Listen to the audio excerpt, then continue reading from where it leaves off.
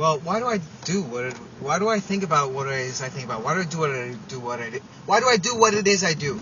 Well, because since people talk to each other so many times in a day, and they get so much of their time wrapped in conversation, it's important to notice whether one person's taking away a good feeling from it, whether both people are taking away a good feeling from it, or whether both people are taking away bad feelings from it. Because you're supposed to maximize your happiness throughout the day, and you're supposed to then make everybody walk away with what they talk to you about, feel good about what they talk to you about. And you should also walk away with what you talk to these people about with, feeling good about what you talked about them with. And the only way to do that is by not sounding cooler than them. I swear to you this, the only way to do that is by, basically what I'm doing right now is sounding cool in this video, like how things are all perfect. Now I'm saying, you don't want to do that. You have all these sentence starters. You have, well, know that. You have, I wonder when. Wouldn't it be cool? You know how, you know what, you know where.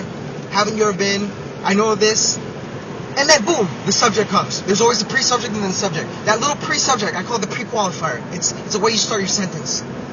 All of them take away from they distract from your main idea, and they make you sound cool. They all take away from, and when a person's listening to that, they just want to get through it. They want to fast forward through it. So what you do by using the one golden one, which is know that, you suck all you out of it. You suck all your personality out, and you basically just give them the information in a way that they're going to only say one dry thing to, so they have all the space in their head to say other things in their head, all the space in their head to tell you what they want to tell you, or basically think about, because that's what we all need time to think about things. Especially when people drop off information for you. Especially when people ask you for information, because there's so many things. They tell you information when they're asking you for information. They're telling you that there's other things going on with this information that they want from you. There's other things going on with it.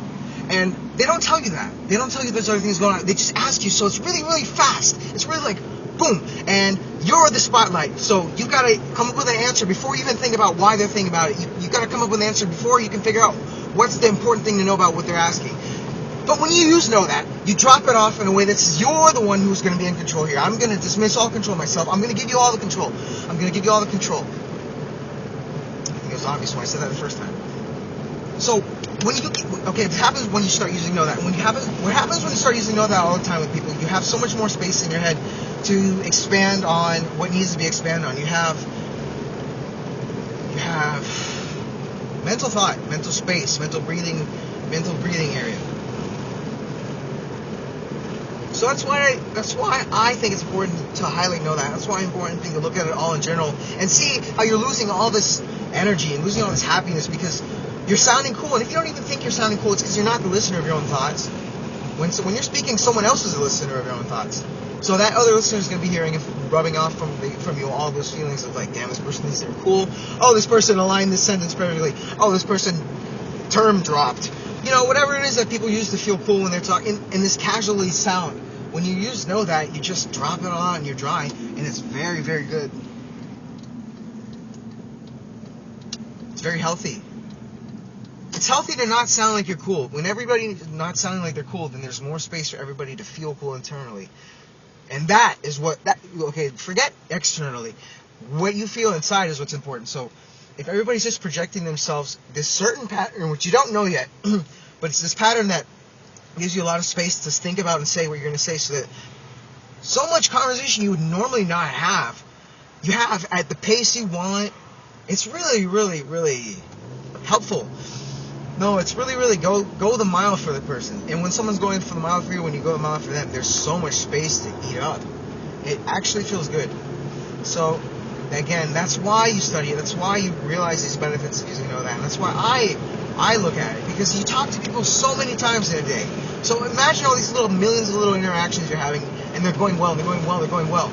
It's going to make you feel goddamn great. You're going to want to get together with people. You want to party. You're going to want to spend money. But you're going to remember those as good times.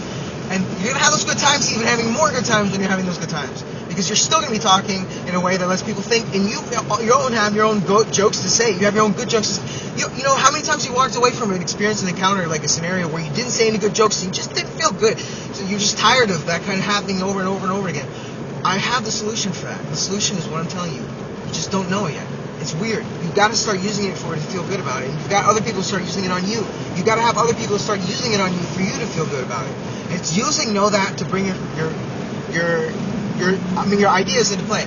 And your first word after your starter, which is know that, is not going to be so draining when it's not about them. Because mostly it's not. We don't talk about ourselves because we know how boring it is. I mean, we don't talk about the subject who's listening to us because we don't always identify them at the same time. So we're not always thinking in you mode, which I bet we all wish we were. But when you just know that, you don't do the you that's nosy. You don't do the you that's demanding. You do the you that's spacey, and you use the you that's not direct. Not direct. I think that's so important to highlight. I swear to you, viewer.